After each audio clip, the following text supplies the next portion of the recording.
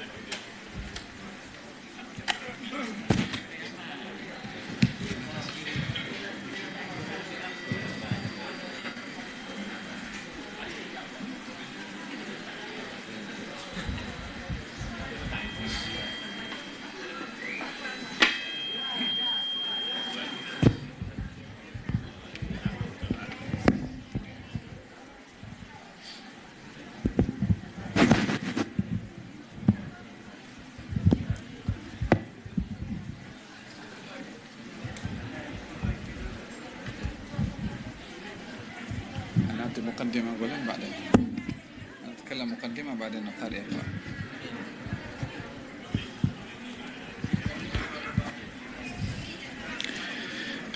بسم الله الرحمن الرحيم. الحمد لله رب العالمين، والصلاة والسلام على أشرف الأنبياء والمرسلين سيدنا محمد وعلى آله وصحبه أجمعين، وبعد. الحمد لله, bersyukur kepada Allah Subhanahu wa taala karena limpahan kurnia dan rahmat yang diberikan kepada kita untuk berada dalam majlis ilmu, majlis taman syurga, majlis menghayati Al-Quranul Karim. Baginda Rasulullah sallallahu alaihi wasallam bersabda, khairukum man ta'allama al-Qur'ana wa 'allamahu. Sebaik-baik kamu yang belajar Al-Quran dan mengajarkannya. Dalam hadis ini mendahulukan yang belajar berbandingkan yang mengajar. Walaupun yang belajar tak akan dapat ilmu melainkan adanya yang mengajar. Tetapi Nabi mendahulukan yang belajar dulu. Khairukum man ta'allamal Qur'an. Sebaik-baik kamu yang belajar Quran dan yang mengajarkannya. Tujuan didahulukan orang yang belajar berbandingkan yang mengajar karena yang belajar Al-Quran mesti lebih memiliki semangat berbandingkan yang mengajar. Karena yang mengajar sudah ada Al-Quran, boleh beramal. Sementara yang tidak belajar, dia perlu ilmu Al-Quran untuk dia beramal. Yang kalau dia tak belajar, maka dia tak tahu cara beramal. Maka didahulukan yang belajar karena mereka adalah yang lebih memerlukan berbandingkan yang mengajar. Karena yang mengajar sudah ada ilmu, maka dengan demikian dituntut orang yang belajar mesti istiqamah dalam belajar dan merasa perlu akan ilmu yang dia belajar. Daripada semua ilmu ini yang sangat berharga dan bernilai adalah ilmu Al-Quranul Karim. Al-Quran sumber kepada seluruh ilmu. Bila berbicara tentang ilmu fiqh, rujukannya Al-Quran. Berbicara tentang ilmu tauhid dan aqidah, rujukannya Al-Quran. Berbicara tentang hukum faraid warisan, rujukannya Al-Quran. Berbicara tentang ilmu akhlak dan tasawuf, rujukannya Al-Quran. Berbicara tentang ilmu hadis, rujukannya juga Al-Quran. Sehingga semua ilmu perlu kepada Al-Quran dan tidak sebaliknya. Malam hari ini kita ingin mendengarkan bacaan ayat-ayat suci Al-Quranul Karim dalam surat Al-Qasas, dan kita terjemahkan dan kita tafsirkan seboleh mungkin untuk kita mengambil ibrah dan pengajaran pada surat Al-Qasas, di mana dalam surat ini banyak ibrah yang perlu kita ambil. Mudah-mudahan majelis kita diberkati oleh Allah Subhanahu wa taala dan kita digolongkan oleh Allah dalam golongan orang-orang yang belajar Al-Qur'an dan juga berazam untuk mengajarkan Al-Qur'an. Amin amin amin. Qira. Mohon qira.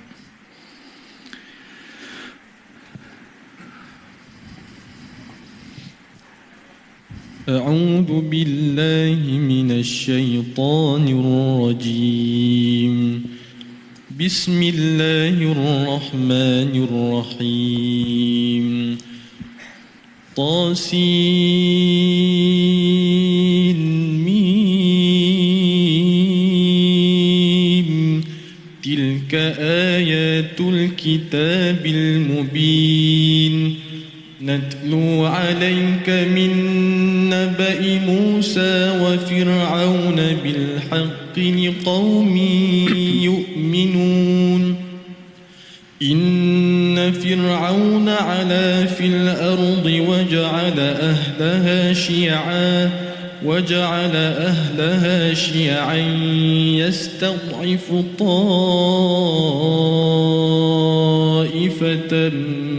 منهم يذبح أبناءهم ويستحيي نساءهم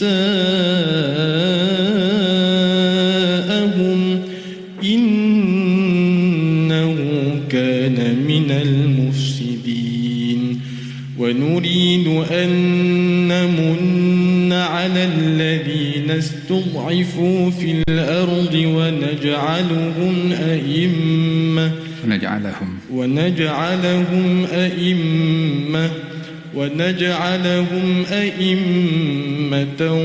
ونجعلهم الوارثين صدق الله العظيم. Surat ini dinamakan surat Al-Qasas. Diberi nama surat Al-Qasas yang artinya adalah cerita atau kisah, disebabkan oleh kerana dalam surat ini Allah Subhanahu wa taala menceritakan kisah-kisah para nabi. Ada kisah Nabi Musa, ada kisah Nabi Syuaib, kisah Nabi Harun. Oleh kerana dikisahkan oleh Allah nabi-nabi dalam surat Al-Qasas, maka surat ini diberi nama surat Al-Qasas yang artinya kisah dan cerita.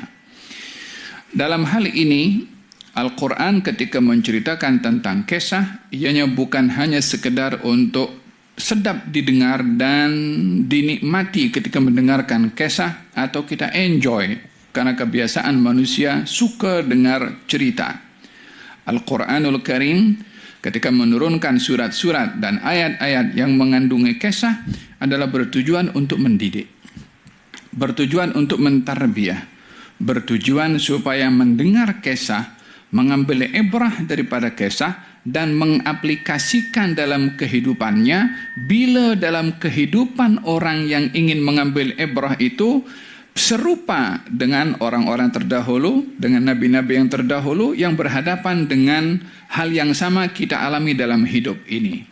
Baginda Rasulullah sallallahu alaihi wasallam ketika berhadapan dengan tantangan daripada ahli keluarganya, daripada orang-orang Quraisy, daripada Bani Abdi Manaf yang memusuhi Nabi, yang mengingkari Nabi, yang ingin menyakiti Nabi, ahli keluarga Nabi sendiri memusuhi kepada Nabi ketika Nabi menyampaikan dakwah. Maka Nabi pun merasa terkilan dengan perbuatan daripada ahli keluarganya yang menyakiti dan mengganggu kepada Nabi. Allah Subhanahu wa taala turunkan kisah surat Yusuf kepada Nabi, di mana Nabi Yusuf berhadapan gangguan juga dengan daripada keluarganya, daripada adik-beradiknya. Jadi dalam hal ini Allah ingin mentarbiyah kepada Nabi, wahai Rasulullah Muhammad, bila engkau berhadapan dengan satu keadaan kamu diganggu, disakiti oleh ahli keluarga kamu, sebelum engkau pun juga ada Nabi yang juga diganggu oleh ahli keluarganya, yaitu Yusuf alaihissalam. Dengan demikian engkau tidak bersendirian dalam hal ini. Ambillah contoh daripada kisah Nabi Yusuf, bagaimana berhadapan dengan ujian sedemikian. Ketika Nabi berhadapan dengan gangguan di mana Nabi berhadapan dengan umatnya, dengan golongan orang-orang yang menyakiti Nabi selain daripada ahli keluarganya. Maka turun ayat mengkisahkan kepada Nabi tentang Nabi Musa alaihissalam yang diganggu oleh umatnya sendiri, sehingga Nabi mengatakan, rahimallahu Musa laqad udhiya akthara min hadha fasabar. Katanya, semoga Allah merahmati Nabi Musa, beliau diuji dengan kerenah kaumnya lebih daripada aku diuji, tapi beliau bersabar. Untuk apa Nabi membandingkan dirinya dengan Nabi Musa pada apa yang dialami oleh Nabi? Tujuannya adalah untuk mengambil ibrah. Apa yang berlaku pada Nabi Musa mesti dicontohi juga oleh Nabi Muhammad SAW. Jadi kesimpulan daripada kita ingin mengetahui kenapa dalam ayat ini Allah memberi nama surat ini dengan surat Kisah atau Al-Qasas, agar supaya kita tahu cerita, mengambil hikmah dan mengaplikasikan dalam kehidupan kita, supaya tak terhenti hanya dengar cerita sahaja tanpa kita berazam untuk mengaplikasikan dalam kehidupan kita. Laqad kana fi qasasihim ibratun liulil albab. Sesungguhnya pada kisah-kisah mereka itu ada ibrah bagi orang yang berakal, mengajak kepada kita menyikapi kisah dalam Quran dengan tafakkur dan mengambil ibrah. Dalam Al-Quranul Karim, Allah Subhanahu wa taala berfirman mengenai kisah, sebahagian daripada rasul kami kisahkan kepada engkau, wa kullan naqussu min anba'ir rusul ma nuthabbitu bihi fuadak. Kami kisahkan kepada engkau, wahai Rasulullah Muhammad, tentang kisah-kisah para nabi dan rasul, supaya hati kamu makin kuat imannya, makin mantap, makin istiqamah dalam pegangan iman, tidak goyang apapun dugaan yang dilalui sebelum engkau sudah ada orang lain yang pernah diduga dan juga berhadapan dengan ujian-ujian. Dalam Al-Quranul Karim juga Allah menyebutkan tentang hikmah dan fungsi kisah. Dalam Al-Quran, ulaika alladzina hadallah fabihudahum iqtadih. Mereka orang-orang yang dikisahkan oleh Allah, mereka itu adalah orang-orang yang Allah beri hidayah. Ambillah hidayah daripada kisah mereka. Sehingga pada ayat-ayat ini menyimpulkan bahwa mendengar kisah Al-Quran bukan sekedar hiburan, tetapi ingin mengambil ibrah, ingin memantapkan hati dan jiwa dalam keimanan dan keyakinan, dan juga ingin mengikuti orang-orang yang dikisahkan oleh Allah. Mengikuti kepada mereka yang baik dan juga menghindari daripada kisah orang-orang yang dikisahkan oleh Allah dengan yang tidak baik. Ada kisah dalam Quran, bukan hanya Nabi saja, ada kisah Firaun, ada kisah Namrud, ada kisahnya orang-orang yang membunuh para anbiya daripada golongan Bani Israel juga. Maka kisah-kisah yang tidak baik kita perlu menghindarkan diri. Kisah-kisah yang baik kita perlu untuk mengambil ibrah. Surat ini dimulai dengan Bismillahirrahmanirrahim dan dimulai dengan huruf-huruf potongan ta, sin, mim. Dalam Quranul Karim namanya huruful muqatta'ah, huruf yang terpotong-potong. Kita kalau baca ta, sin, mim, kita tak boleh baca tosmun, tak boleh. Wala tosima, tak boleh juga. Dan ini adalah mukjizatul Quran. Coba ini ialah Quran sekarang ini kan ada dia punya baris. Jadi kita senang. Coba kalau Quran tak ada barisnya. Dulu Quran di zaman Nabi tak ada baris. Sehingga antara tulisan alif lam mim dengan alam itu tulisannya sama, tapi bacaannya beza. Kita baca alam nashrah laka sadrak. Alam tara kaifa fa'ala rabbuka bi ashabil fil. Kalimat alam itu alif, lam, mim. Bunyinya alam. Tapi kalau dalam surat Al-Baqarah ada alif, lam, mim, tak dibaca alam. Tak dibaca alif, lam, mim. Apa yang membezakan? Pada tulisan tak ada beza. Tapi Al-Quran bukan wahyu yang hanya boleh dibaca tanpa mendengar. Mereka para sahabat mendengarkan Nabi baca alam tara adalah alam tara, bukan alif lam mim tara. Ketika baca alif lam mim dalam surat Baqarah, mereka para sahabat mendengarkan Nabi baca alif lam mim dzalikal kitab. Tak dibaca alam dzalikal kitab. Jadi dengan demikian Quran bukan hanya boleh difahami daripada kita baca, melainkan daripada kita mendengar. Oleh sebab itu ilmu satu-satunya yang masih terwarisi hingga hari ini adalah ilmu qiraat. Ilmu qiraat ini adalah ilmu suara. Salah satu daripada ilmu qiraat, ilmu suara. Sehingga kita tak boleh baca Quran mengikut tulisan. Tapi kita membaca Quran mengikut suara yang kita dengar daripada guru kita daripada gurunya, sampai kepada lisan termulia Nabi Muhammad SAW. Nabi pun mendengar bacaan Quran itu daripada Jibril alaihissalam. Jibril pun juga dimaklumkan oleh Allah Subhanahu wa taala, sehingga ketika orang baca Al-Qur'anul Karim kemudian sampai kepada wa qala irkabu fiha bismillahi majriha mursaha inna rabbi laghafurur rahim. Macam mana boleh majriha? Bukan majroha. Boleh dibaca majroha juga, tapi ada bacaan majriha. Tulisan majriha sama, mim, jim, ra, kemudian ha dengan alif mad. Dibacanya majroha, dibacanya majriha. Tulisannya sama, sebutannya beza. Wadduha wal laili idza saji. Macam mana boleh wadduha macam tu? Daripada mana dia boleh dapat? Melainkan daripada guru kepada gurunya sampai kepada Nabi sallallahu alaihi wasallam. Dan ini ilmu yang diambil secara sanad daripada lisan ke lisan, mulut ke mulut sampai kepada junjungan Nabi Muhammad sallallahu alaihi wasallam yang mendapat wahyu dari Allah melalui Sayyidina Jibril alaihi salam.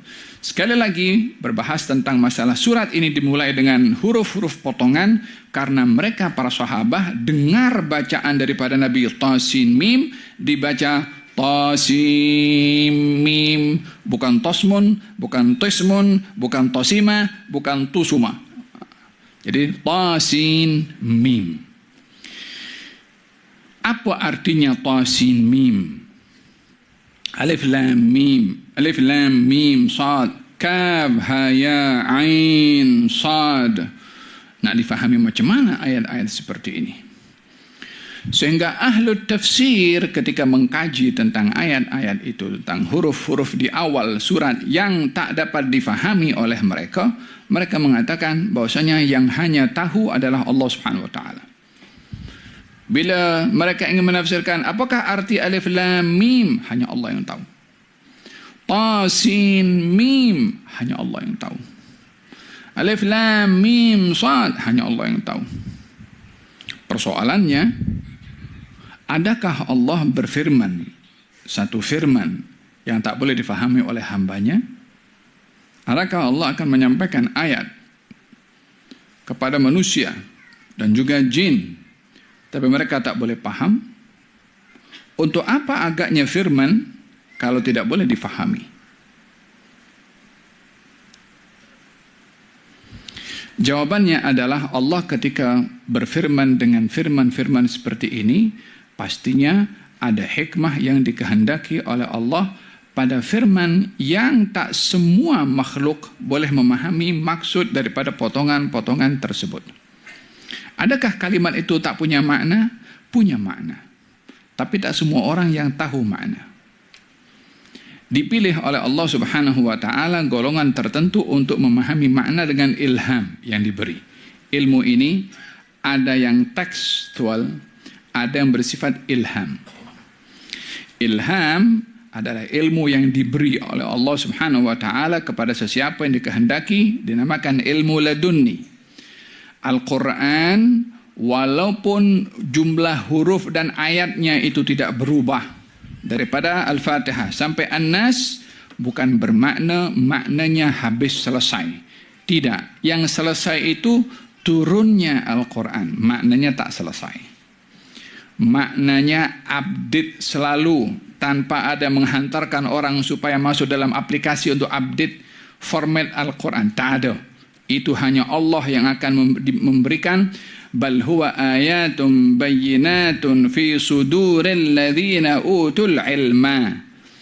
Itu ayat-ayat tanda-tanda kebesaran Allah diberikan kepada orang di dada orang-orang yang diberi ilmu oleh Allah Subhanahu wa taala, namanya ilmu ladunni. Faham tom? Jadi di sini ayat itu boleh habis penurunannya, tapi maknanya tidak habis. Lalu kembali kepada soalan, apa hikmah Allah berfirman dengan satu firman yang ramai orang tak paham? Jawabannya adalah untuk memberitahukan kepada manusia dan juga jin, kamu sehebat manapun ilmu kamu, tetap kamu ada batasan yang kamu tidak dapat memahami ilmu-ilmu dan pengetahuan-pengetahuan yang hanya diketahui oleh Allah, sehingga tak ada siapa boleh menyaingi Allah dalam ilmunya. Maka ditunjukkan sifat kesempurnaan Allah dalam mengetahui segala-galanya, ditunjukkan kelemahan manusia dengan tidak mengetahui segala-galanya. Maka diberitahu oleh Allah pada ayat yang bersifat potongan huruf, tidak dapat difahami maknanya oleh ramai manusia, supaya memberitahu ilmu kamu terbatas, ilmu aku tidak terbatas. Bertemu antara Nabi Sulaiman dengan Nabi Daud dalam satu kes mahkamah. Katanya ada 2 orang perempuan, dia datang kepada Nabi Daud, masing-masing mengaku adanya anak yang masing-masing mengatakan ini anak aku. Yang perempuan kedua mengatakan ini anak aku. Kata Nabi Daud, apa buktinya? 2 orang perempuan ini beritahu, ya Nabi Allah, kami tadi berdua bawa masing-masing anaknya dan diletakkan di satu tempat. Kemudian tanpa kesadaran kami ada serigala yang mengambil seorang daripada anak ini dan dimakan dan dibawa oleh serigala. Maka yang selamat hanya 1. Kami mengatakan ini adalah anak saya, yang satu lagi mengatakan ini anak saya. Jadi kami berdua berebut satu anak yang diakui oleh 2 orang perempuan. Belum ada DNA waktu itu.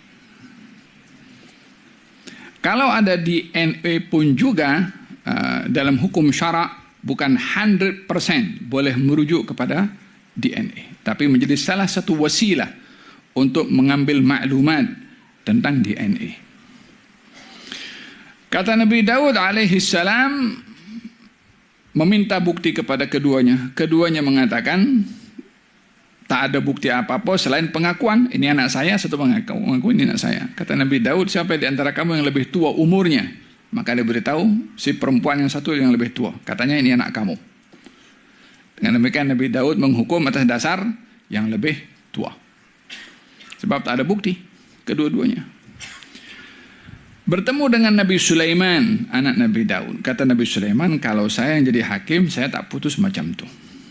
Saya tak jatuhkan hukum seperti itu. Kata Nabi Daud, apa yang kamu akan lakukan dengan kes seperti ini? Kata, biarkan saya buat. Panggil 2 orang perempuan itu lagi. Kes naik lagi ke mahkamah. Setelah selesai, diputuskan. Daripada mahkamah rajuan ke mahkamah tinggi mungkin. Falhasil, kata Nabi Sulaiman alaihi salam, apa buktinya? Tak ada bukti. Satu mengatakan tak ada bukti. Kata Nabi Sulaiman, kalau kedua-dua tak ada bukti, saya akan buat keputusan sendiri. Kalau apa keputusannya? Dipanggil satu orang, bawa pisau. Ambil pisau. Katanya saya akan belah 2 ini anak, satu ambil separuh, satu ambil separuh lagi. Kata Nabi Sulaiman, ketika diambil pisau oleh Nabi Sulaiman, manalah Nabi Sulaiman akan bunuh anak-anak. Bukan macam sekarang yang dekat Israel itu.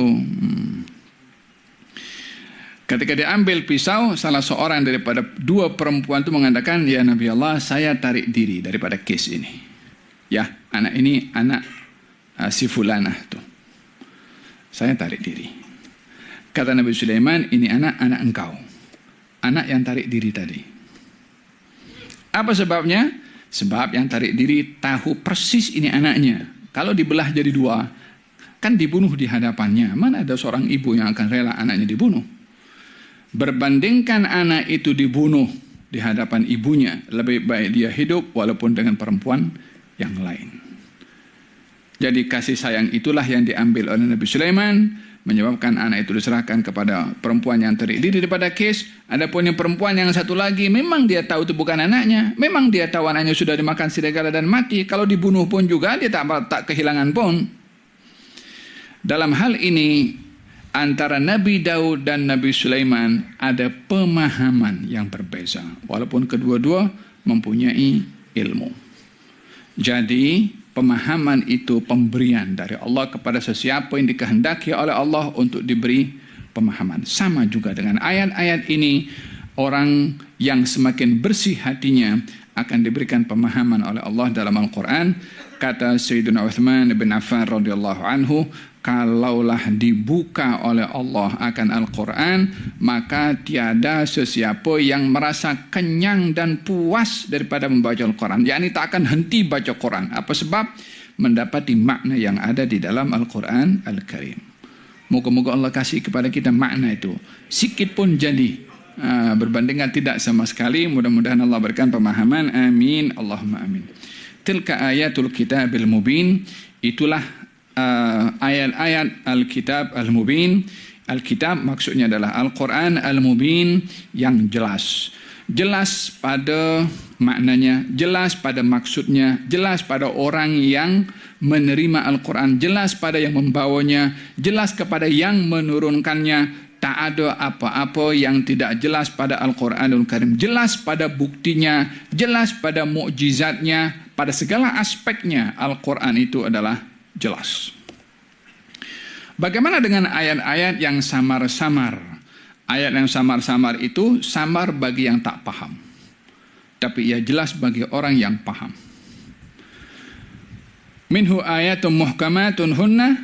Di dalam Al-Quran ada ayat muhkamat dan juga ada ayat namanya mutasyabihat.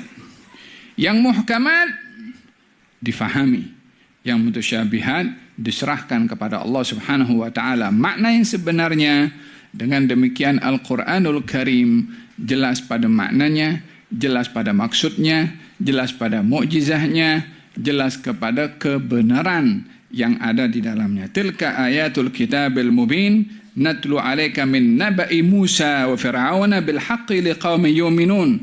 Kami bacakan kepada engkau wahai Rasulullah Muhammad min naba'i Musa, daripada berita atau cerita Nabi Musa dan juga Fir'aun, bil haq, dengan benar, liqaumin yu'minun, bagi orang-orang yang beriman.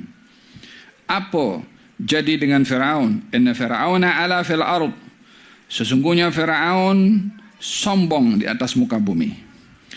Walaupun beliau hanya duduk di Mesir saja, tapi Allah kata sombong di atas muka bumi. Wa ja'ala ahlaha syi'an, dan menjadikan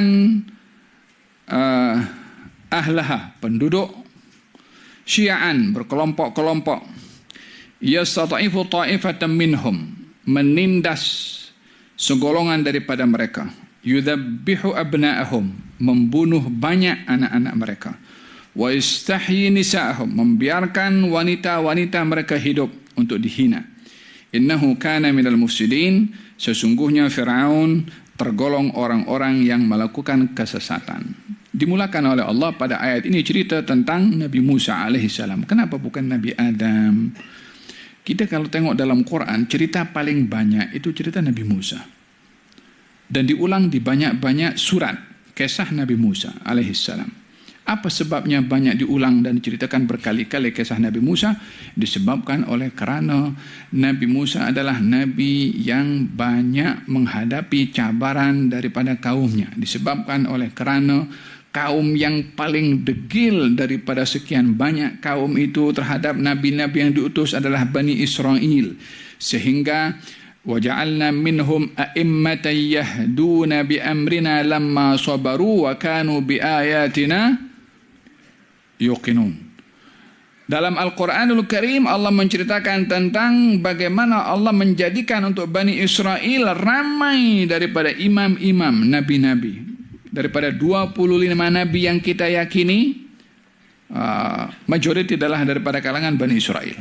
Mula daripada Yaqub alaihissalam sampai ke Nabi Isa, Nabi Yaqub, Nabi Yusuf, Nabi Sulaiman, Nabi Daud, Yusha' bin Nun, Zulkifil, Zakaria, Yahya, Isa, semua itu nabi-nabi daripada kalangan Bani Israel. Bani Israel merasa bangga. Tengok, kita punya para anbiya lagi banyak selain daripada Bani Israel. Ya, karena engkau masyarakat yang paling degil sehingga dihantarkan beberapa kali orang untuk menyedarkan kamu. Jadi bukan satu kebanggaan karena banyaknya, karena perangainya degil sangat sehingga dalam satu zaman itu kadang-kadang lebih daripada satu nabi. Karena degilnya masyarakat Bani Israel. Coba dengan umat Nabi Muhammad SAW. Dijadikan nabi penutup kepada seluruh para anbiya. 1400 tahun lebih semakin berkembang agama Nabi Muhammad. Kita sampai di sini bukan Islam sampai ke sini bukan Nabi hidup di di Senawang sini, bukan hidup di Malaysia, bukan di Nusantara pun.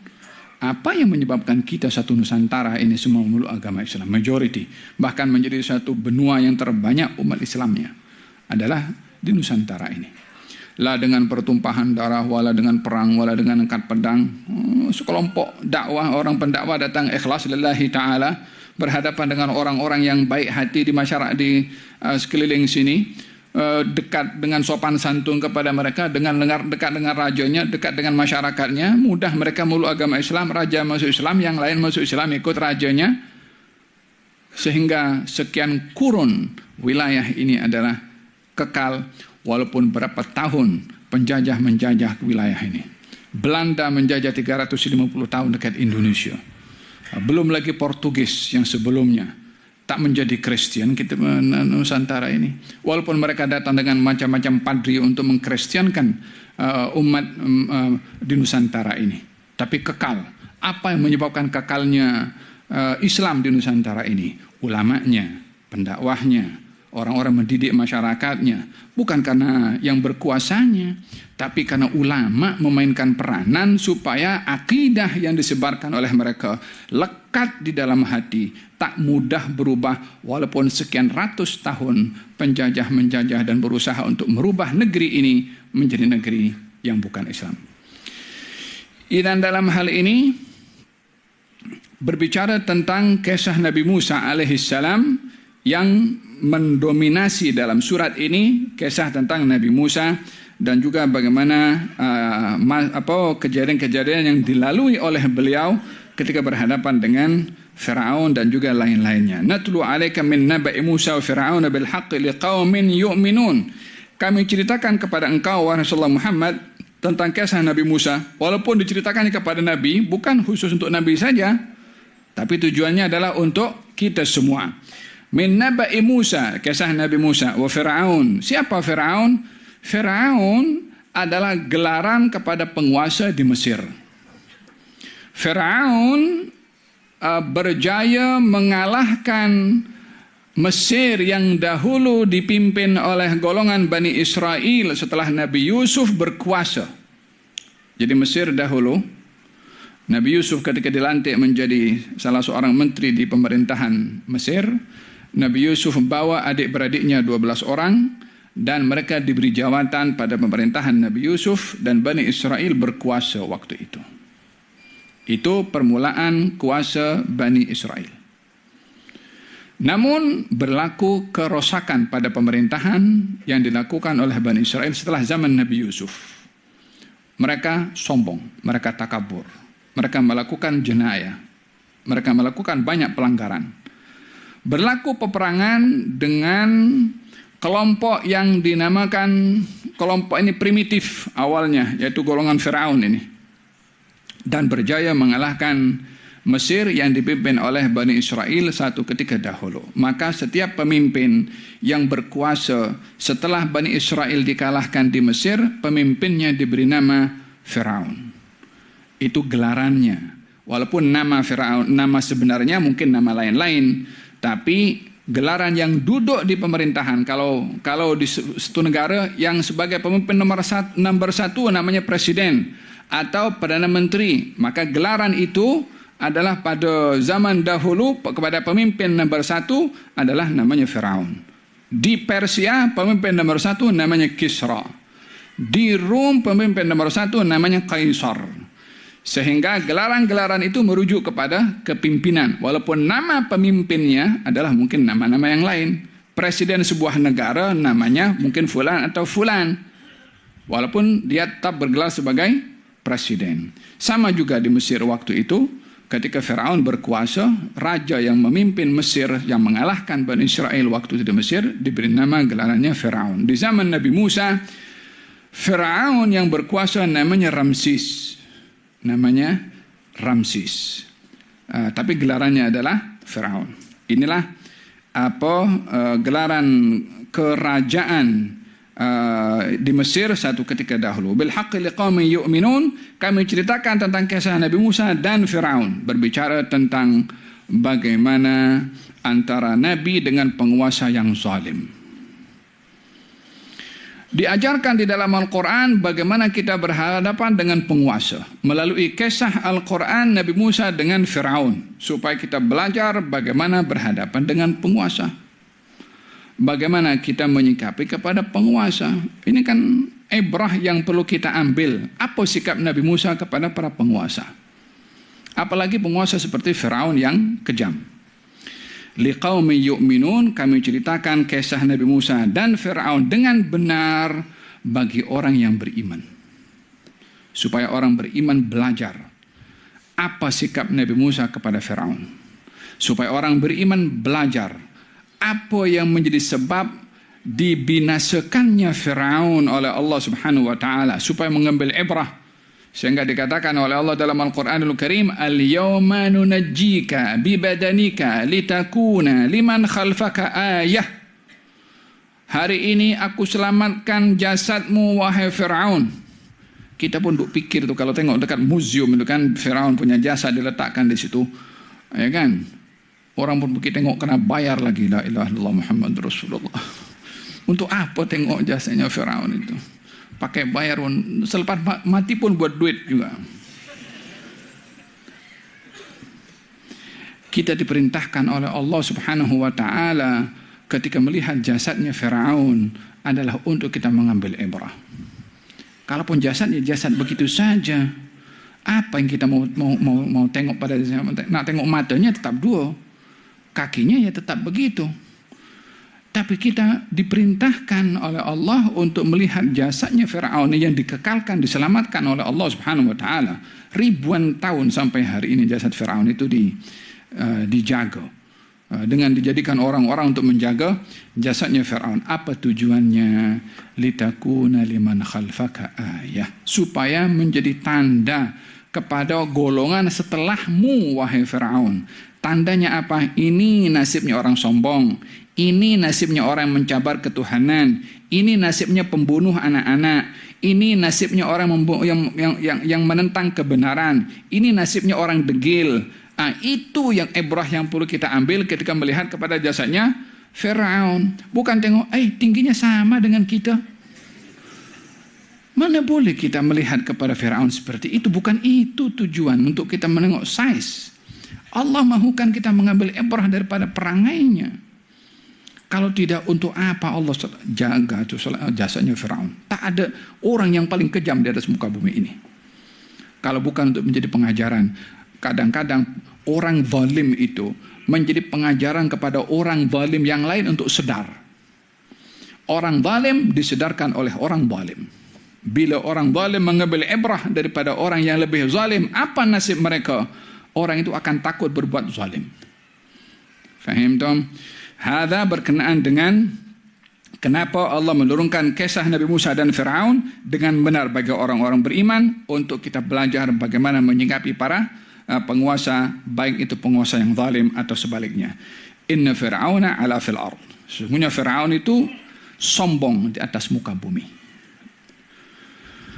Sombong di atas muka bumi, dengan arogan dia mengatakan saya Tuhan. Dengan arogan dia mengatakan saya berkuasa. Dengan arogan dia mengatakan saya Tuhan kepada seluruh Tuhan. yakni Tuhan yang tertinggi. Ada level Tuhan. Pada sistem pemerintahnya Firaun. Ana rabbukumul a'la. Aku Tuhan kamu tertinggi. Mana Tuhan-Tuhan yang rendah pun ada di sistem pemerintahnya Firaun. Ya Firaun, ya kadzab. Enta pendusta anak kata Tuhan. Enta lahir daripada mana? Sebelum enta lahir Tuhannya siapa? Yang kawal dunia ini sebelum enta lahir siapa? Ente lahir daripada perut ibu, daripada kecil tak tahu apa-apa, kemudian kamu besar nak jadi Tuhan kamu. Ini karena orang yang sombong, yang lupa diri, sehingga tak tanggung-tanggung dia ketika mengaku karena kesombongannya, bukan sebagai orang penguasa, bukan hanya sebagai orang yang kaya, bukan orang yang kuat, tapi terlebih daripada itu dia mengaku Tuhan. Faham tuh? Apa yang berlaku kepada Firaun ketika ditenggelamkan oleh Allah Subhanahu wa taala? Katanya, aku beriman kepada Tuhan yang disembah oleh Bani Israel. Dia baru mengakui Tuhan ketika dirinya akan ditenggelamkan oleh Allah Subhanahu wa taala. Kisah yang begitu banyak ibrah bagi orang yang mahu mengambil ibrah. Demikian Al-Quranul Karim menjelaskan tentang Firaun pada kekejamannya, dimulai dengan sifat sombong. Al-kibru batrul haq wa ghamtun nas. Definisi sombong menurut Nabi SAW dalam hadis, sombong itu adalah menolak kebenaran dan merendahkan orang lain. Tanda kesombongan bila ada kebenaran ditolak.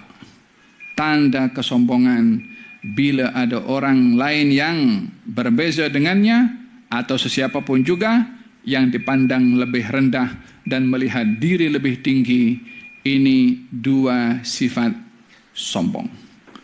Kita dengarkan azan dan kita sambung sedikit.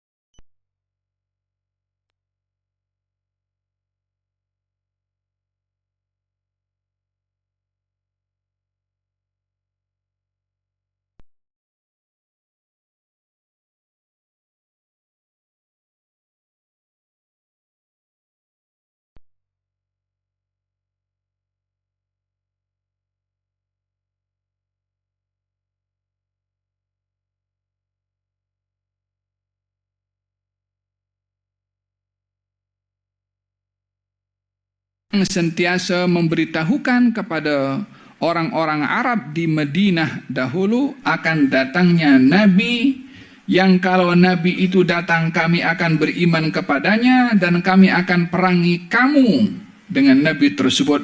Bani Israel atau Yahudi di Madinah tahu daripada ulama-ulama mereka akan adanya Nabi penutup para anbiya yang mereka menyangka Nabi itu daripada Bani Israel. Namun sebenarnya Nabi itu daripada bangsa Arab, yaitu Nabi Muhammad SAW. Bani Israel menunggu-nunggu kedatangan Nabi itu. Sehingga mereka bila ada masalah dengan orang-orang Arab, katanya, wahai orang Arab, akan datang Nabi daripada golongan kami. Kami akan beriman kepada Nabi itu dan kami akan perangi kamu dengan Nabi tersebut. Kata orang-orang Yahudi. Oleh sebab yang demikian, kalimat ini menjadi satu informasi yang diketahui oleh semua orang, termasuk orang-orang Arab, termasuk orang-orang Ansar, Aus dan Khazraj sebelum Nabi berhijrah. Mereka sudah dengar Nabi. Sebab apa? Orang-orang Yahudi bercakap. Oleh sebab itu ketika orang-orang Ansar pergi ke Mekah untuk haji, sebelum mereka kenal kepada Nabi, jumpa dengan Nabi di Mekah. Maka kata orang Ansar mengatakan, jangan-jangan ini Nabi yang dinanti-nanti oleh orang-orang Yahudi yang kita dengar sebelum ini tentangnya. Baik kita beriman dulu kepada dia sebelum mereka beriman kepada dia. Kita beriman kepada dia dan kita lawan kepada orang Yahudi. Maka mereka beriman kepada baginda Rasulullah. Siapa penyebabnya? Orang Yahudi. Yang pada akhirnya orang Yahudi pun ingkar karena tidak mahu beriman kepada baginda Rasulullah, sebab Nabi bukan daripada orang Yahudi tapi dilihat daripada sebagai bangsa Arab, sementara mereka meyakini Nabi yang dinanti-nanti adalah daripada bangsa Yahudi. Oleh sebab itu mereka tidak beriman kepada Nabi SAW. Falhasil, mereka Firaun dan tentera-tenteranya melakukan kekejaman, membunuh, membiarkan perempuan-perempuan hidup untuk menjadi hamba dan dihina. Dan sesungguhnya Firaun tergolong daripada golongan orang-orang yang sesat atau menyesatkan. Apa yang berlaku kepada Firaun? Kekejamannya ambil harta benda Bani Israel. Kekejamannya bunuh anak-anak Bani Israel. Kekejamannya menghina kaum wanita Bani Israel. Kekejamannya orang-orang tua dipekerjakan dengan paksa daripada kalangan Bani Israel. Yang dulu berkhidmat dalam pentadbirannya Firaun, itu yang jadi hamba, yang jadi pekerja, yang jadi pembangun bangunan semua daripada kalangan Bani Israel yang diperbudak atau diperhamba oleh Firaun. Kejam. Dan itu bukan berlaku setahun dua. Itu berlaku turun-temurun. Sampailah datang Nabi Musa. Nabi Musa itu datang setelah sekian lama itu Bani Israel diperhamba oleh Firaun. Datangnya Nabi Musa itu setelah sekian tahun. Firaun melakukan kekejaman. Siapa yang meruntuhkan dan menghentikan kekejaman Firaun? Nabi Musa alaihissalam. Siapa yang memberi ruang kepada Nabi Musa untuk hidup? Firaun. Siapa yang bagi makan kepada Nabi Musa untuk tumbuh dewasa? Firaun. Siapa yang menampung Nabi Musa dengan tempat yang begitu mewah di istana? Firaun. Firaun ini hidupnya bunuh anak-anak Bani Israel. Dibunuh. Tak ada yang selamat. Tak lahir anak daripada golongan Bani Israel, melainkan dibunuh oleh Firaun. Allah subhanahu wa ta'ala ingin menghina Firaun yang takut kerajaannya runtuh dengan adanya bayi yang lahir daripada Bani Israel. Allah jadikan sebab keruntuhannya adalah orang yang dididik, dibela ataupun hidup di istana Firaun. Keruntuhannya dengan tangannya sendiri. Ya, memang tadbir daripada Allah subhanahu wa ta'ala menghendaki Nabi Musa, tapi Nabi Musa boleh dididik, diselamatkan di luar.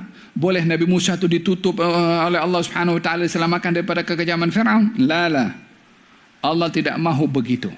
Allah nak tunjuk kepada orang yang kejam, yang arogan, yang nak tunjuk hebat, yang nak tunjuk kepada orang yang mahu menunjukkan kekuasaan dan kekuatannya dan kekuasaannya, dijadikan oleh Allah runtuhnya orang itu daripada dalam istana sendiri. Itu ibunya ketika letakkan Nabi Musa di tempat itu kan, siapa yang menyelamatkan? Istrinya Firaun. Hebatnya wanita. Itu perempuan Siti Asyah ambil itu bayi Firaun, kita bunuh bayi ini. Kata Siti Asyah, qurratu ainin li walak. Biarlah kita jadikan ini buah hati aku dan engkau. Tak tahu apa pentadbiran Allah Subhanahu wa taala kepada Firaun. Tapi berjayanya Siti Asyah yang merayu atau yang memujuk kepada Firaun, akhirnya berhasil Firaun tidak membunuh kepada Nabi Musa. Ya, sekali lagi ini pentadbiran Tuhan, ini sudah perlindungan Tuhan. Asbab yang kita lihat di sini adalah bagaimana Allah menjadikan hamba-hambanya di taskhir oleh Allah mengikut kehendaknya. Yang melembutkan hati Siti Asyah untuk membawa bayi itu Allah. Yang merubah Firaun daripada ingin membunuh kepada Nabi Musa adalah Allah Subhanahu wa taala. Yang ingin meruntuhkan Firaun daripada orang yang terdidik dalam istananya adalah Allah Subhanahu wa taala juga. Dia yang Maha Esa dan Maha Tunggal mentadbir segala-galanya dengan cara yang dikehendaki olehnya. Kita tidak boleh mengatakan, kenapa ya Nabi Musa kok hidup di rumahnya Firaun? Kenapa tak hidup di rumah sebelah sana ke, entah di mana ke negeri yang lain ke? Tadbir ilahi. Faham tak? Abu Jahal atau Abu Lahab membuat propaganda. Apa propagandanya? Bagi tahu Muhammad pendusta, Muhammad gila, sallallahu alaihi wasallam. Di musim haji mereka berada di pintu masuk kota Mekah, ada pintu main gate untuk masuk kota Mekah. Duduk Abu Jahal, Abu Lahab dan antek-anteknya, konco-konconya, sebarkan flyers, bukan kertas, of course. Dalam hal ini bagi tahu orang datang, di dalam situ ada orang namanya Muhammad, dia gila. Kalau bercakap kamu jangan dengar. Kata mereka. Jadi orang-orang yang datang itu karena takut dengar katanya mengandungi sihir. Sebagian daripada mereka ambil macam sesuatu letakkan dalam telinganya seperti ini. Takut terdengar suara yang dikatakan suara itu adalah suara sihir. Maka ditutup telinganya. Sehingga salah seorang daripada mereka rasa ingin tahu, ada manusia itu ada rasa ingin tahu yang tinggi. Katanya aku nak tahu yang mana sih yang namanya orang yang dikatakan gila itu. Maka didapati itu katanya. Pergi Nabi Muhammad SAW. Coba dia buka dia punya penutup telinga itu. Dia dengar. Kata-katanya bagus, indah, cantik. Beriman kepada Nabi SAW. Siapa penyebabnya? Abu Jahal. Nak menghinakan orang yang berusaha untuk menghalang agama tersebar. Dengan tangan mereka juga agama tersebar. Apa yang dilakukan oleh orang-orang yang zalim hanya menunggu waktu saja. Firaun tenggelam itu sekian lama, dibiarkan dulu melakukan kezaliman oleh Allah Subhanahu wa taala. Ada hikmah di situ. Kan dalam hadis, innallaha yumhil lidzalim. Allah itu menunda hukuman untuk diberikan kepada orang zalim, tapi Allah tidak lupa. Allah tidak cuai dengan apa yang berlaku dekat Palestina sekarang ini, dengan apa yang kita tengok. Geram betul tengoknya kan. 10 bulan tak selesai-selesai.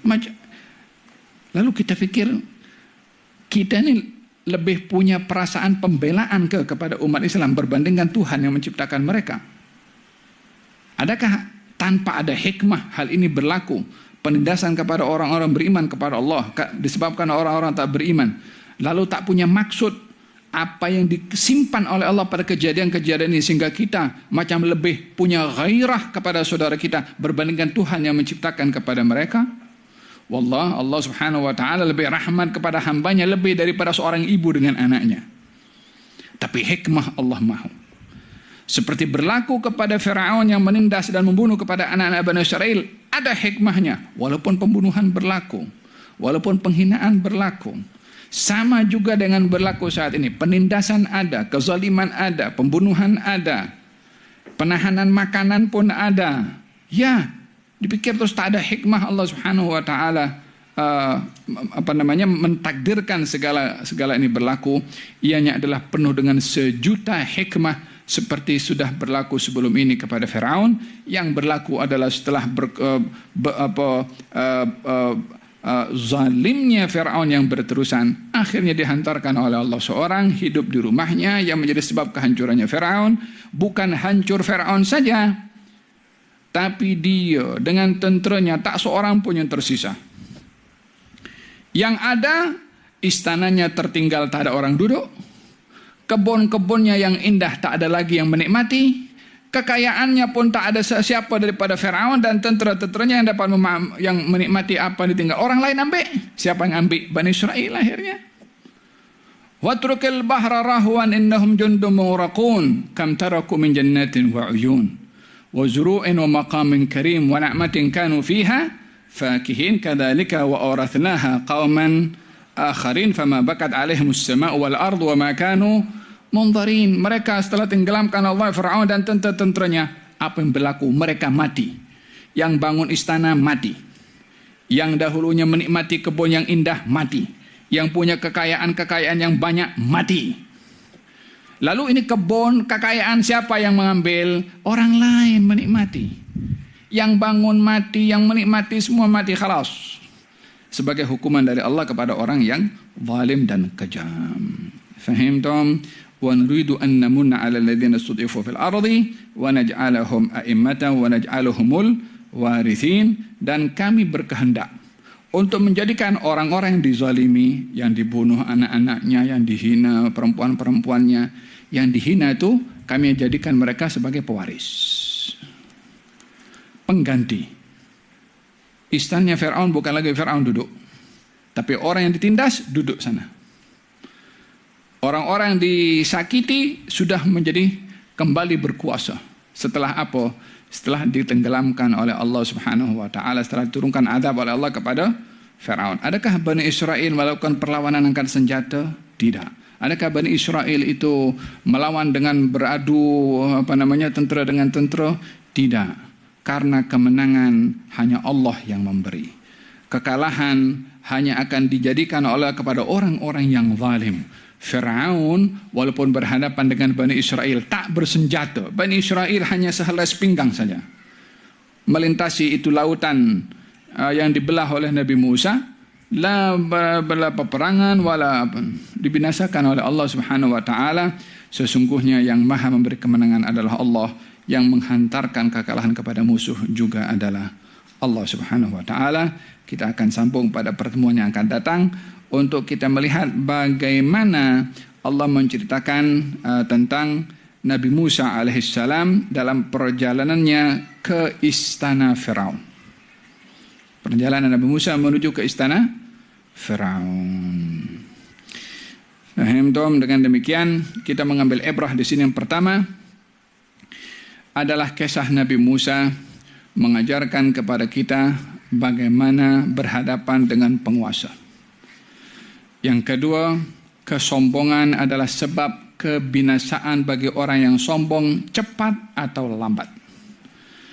Yang ketiga, orang yang zalim tidak akan dibiarkan melakukan kezaliman walaupun tiada siapa yang menghalangnya berbuat zalim. Karena satu hari kezaliman itu akan menjadi senjata yang berpaling tadah kepada orang yang zalim itu sendiri dengan dibinasakan oleh Allah Subhanahu wa taala.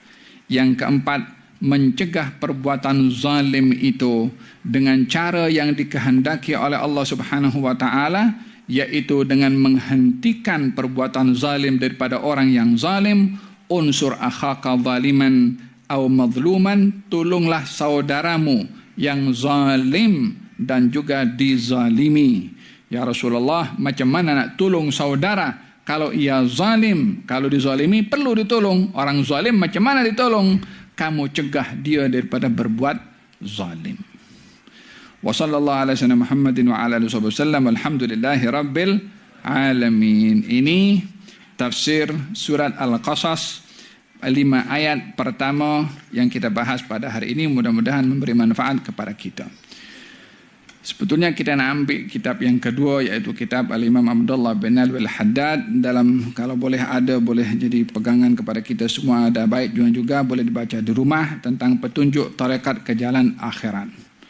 Kitab ini sudah diterjemahkan dalam bahasa Melayu. Disusun dan ditulis oleh Al-Imam Abdullah bin Alwi Al-Haddad, seorang ulama hidup di abad ke-11 Hijriah. Lahir pada tahun 1044. Meninggal pada tahun 1132. Kelahirannya di bulan Safar. Kita berada di bulan Safar. Wafatnya di bulan Dzulqa'dah tahun 1132 di usia 86 tahun. Al-Imam Abdullah bin Alwi Al-Haddad, seorang alim berasal daripada Hadramaut, daripada Yaman. Di masa kecilnya beliau belajar dengan ramai ulama yang menjadi kiblat kepada ramai orang-orang kampung untuk datang ke Tarim belajar dengan para ulama yang ada. Salah seorang daripada mereka yang belajar adalah Imam Abdullah bin Alwi Al-Haddad. Salah satu gurunya adalah Imam Umar bin Abdurrahman Al-Attas, yang saya difahamkan di tempat ini pun juga dibaca bacaan ratib Imam Umar bin Abdurrahman Al-Attas, salah satu guru daripada Imam Abdullah bin Alwi Al-Haddad. Untuk kita mengetahui kehebatan seseorang pada ilmunya, itu bukan hanya dilihat kepandaian dalam bercakap. Bila kita melihat kepandaian orang hanya pada percakapan, Dajjal lebih pandai bercakap, Iblis lebih pandai bercakap. Tapi keilmuan seseorang itu boleh dinilai daripada guru yang dia belajar, daripada siapa dia belajar, dengan siapa dia bertalaqi, siapa mursyidnya, siapa yang membimbingnya. Bila ilmu itu hanya boleh didapat dengan kita baca buku, tidak perlulah ulama-ulama itu datang jauh-jauh untuk belajar. Ambil saja kitab, bawa pergi ke rumah, kita boleh belajar sendiri di rumah dan boleh menghafal. Jika itu yang berlaku, tak ada nilai. Adakah mungkin saya kalau baca buku kedokteran, saya cerita sebagai penutup ya, ada cerita. Syekh Bashir Udkar tahu ada seorang namanya Tuma Al-Hakim. Seorang bernama Tuma. Tuma ayahnya seorang dokter, pakar. Ayahnya meninggal dunia, meninggalkan banyak buku-buku dan kitab-kitab dalam ilmu kedokteran. Anaknya Tuma bukan seorang dokter dan tak belajar pun dokter. Tapi dia malu karena anak seorang dokter kalau tak menjadi dokter. Maka dia pura-pura menjadi dokter. Macam mana dia boleh menjadi dokter? Dia baca buku bapaknya.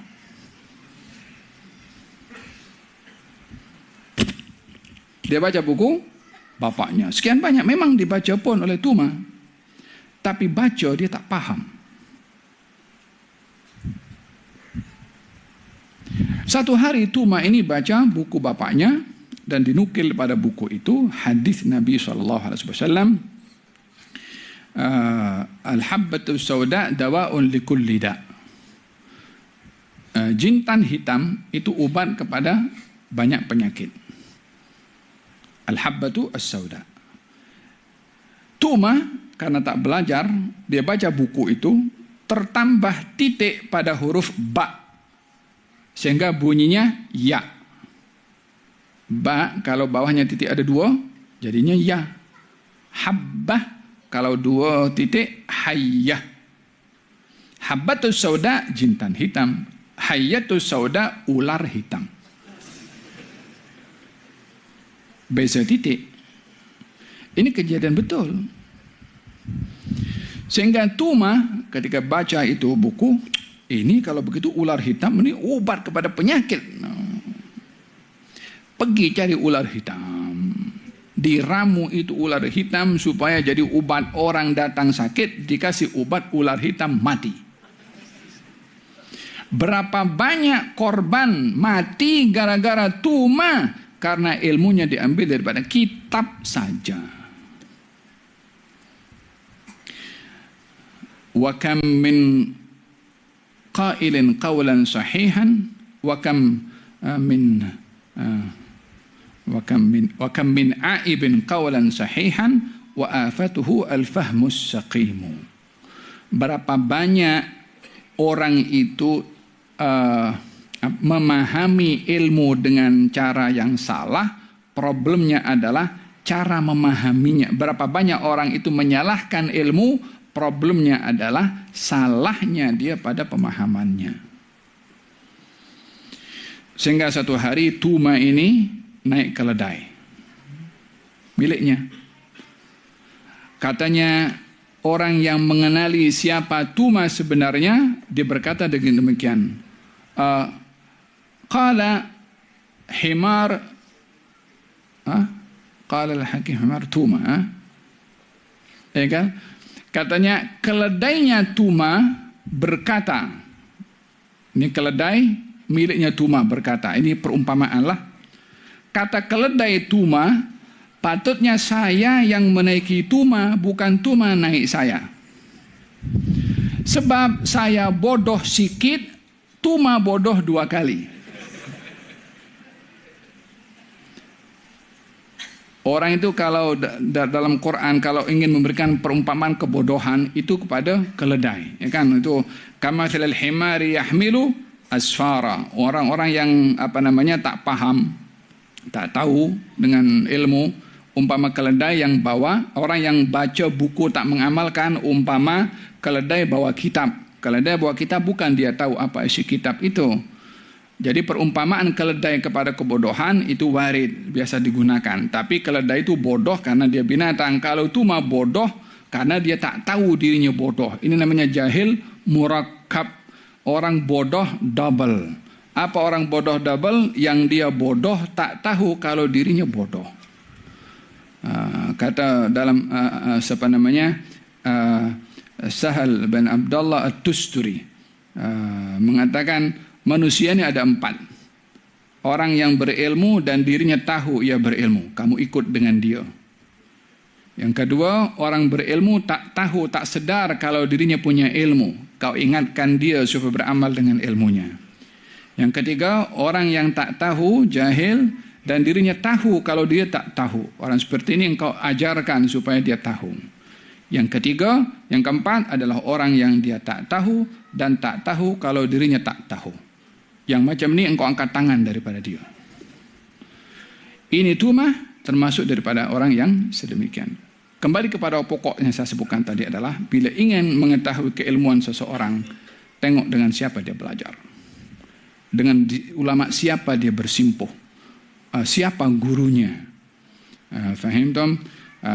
Hada Al-Imam Abdullah bin Al-Haddad belajar dengan guru-guru yang hebat, Umar bin Abdurrahman Al-Attas, Husain bin Syekh Abu Bakar bin Salim, ramai lagi ulama-ulama yang hidup di zamannya. Masa kecilnya beliau buta. Al-Imam Abdullah bin Al-Haddad ada terkena penyakit cacar seperti itu, kemudian merebak sehingga dengan qada dan qadar terjadi sehingga matanya kehilangan penglihatan disebabkan penyakit tersebut. Tumbuh dewasa dalam keadaan tidak berpenglihatan, namun menjadi orang yang berilmu, yang alim, yang agama atau ilmunya tersebar kemana-mana. Dengan demikian kecacatan atau kekurangan pada anggota tubuh badan seseorang bukan menghalang dia untuk menjadi orang alim. Al-Imam Abdullah bin Al-Haddad buta, tapi dia alim. Ini bukunya diterjemahkan kepada berbagai macam bahasa. Ini bukunya menjadi silibus di penjara-penjara di negara-negara barat untuk menyadarkan orang-orang yang ada dalam penjara membaca buku ini sehingga ramai daripada mereka yang mendapatkan hidayah dan memeluk agama Islam. Dengan buku Imam Abdullah bin Alwi Al-Haddad yang kita akan jadikan buku ini panduan kepada kita pada pertemuan-pertemuan yang akan datang. Yang ada kemampuan untuk memilikinya bolehlah membeli dan dibaca setelah balik ke rumah untuk menjadi bimbingan kepada mereka yang berada di dalam rumah. Imam Abdullah bin Al-Haddad membesar dalam keadaan disekelilingi oleh orang-orang yang berilmu. Dia bukan hanya di Hadramut beliau belajar, tapi pergi ke Hijaz, pergi ke Mekah, pergi ke Madinah, berjumpa dengan ulama-ulama juga untuk mengambil ilmu daripada mereka. InsyaAllah pada pertemuan akan datang kita akan bahaskan kitab Al-Imam Abdullah bin Al-Haddad yang tajuknya Petunjuk ke Jalan Akhirat, Risalatul Mu'awanah, yakni risalah yang membantu seseorang untuk perjalanan menuju akhirat, maksudnya untuk mengenali kepada Allah Subhanahu wa taala. InsyaAllah pada pertemuan yang akan datang kita akan mulakan dengan bab yang pertama insyaallah. Wallahu taala a'lam bissawab. Mudah-mudahan majlis kita diberkati oleh Allah Subhanahu wa taala, diberikan istiqamah oleh Allah untuk menghadiri majlis ilmu, majlis Al-Qur'anul Karim, dan mudah-mudahan Allah berikan kepada kita ilmu laduni. Apa yang kita dengar mudah-mudahan diberi paham oleh Allah. Apa yang sudah diberi paham oleh Allah mudah-mudahan diberi petunjuk untuk beramal dengan apa yang dipahami. Mudah-mudahan dengan paham dan beramal ditambahkan lagi ilmu yang dia tak belajar dengan ilmu laduni ya Rabbal Alamin. Dan mudah-mudahan Allah Subhanahu wa taala berikan kepada kita istiqamah menghadiri majlis ilmu sehingga hati kita kaya dengan ilmu, jiwa kita kaya dengan ilmu, minda kita kaya dengan ilmu, dan jiwa kita disinari dengan ilmu Al-Qur'anul Karim untuk menjadi penuntun dan pembimbing kepada kita ya Rabbal Alamin, untuk dapat terbimbing dalam menghadapi kehidupan yang penuh dengan cabaran dan ujian, penuh dengan segala fitnah dan dugaan.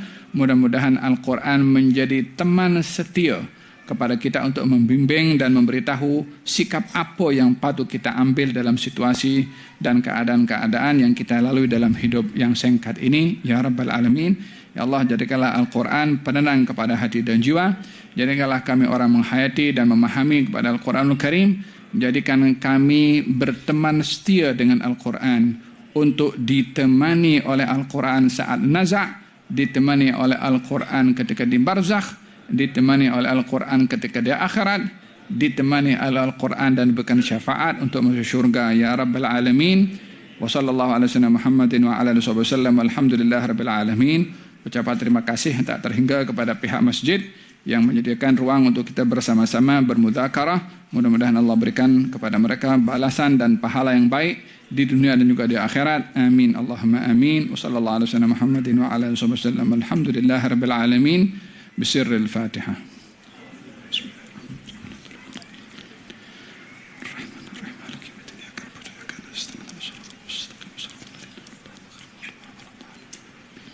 يا أول الأولين ويا آخر الآخرين ويا ذا القوة المتين ويا راحم المساكين يا أرحم الراحمين يا أرحم الراحمين يا أرحم الراحمين. ربنا تقبل منا إنك أنت السميع العليم وتب علينا إنك أنت التواب الرحيم. دعواهم فيها سبحانك اللهم وتحيتهم فيها سلام وآخر دعواهم الحمد لله رب العالمين. تقبل الله منكم.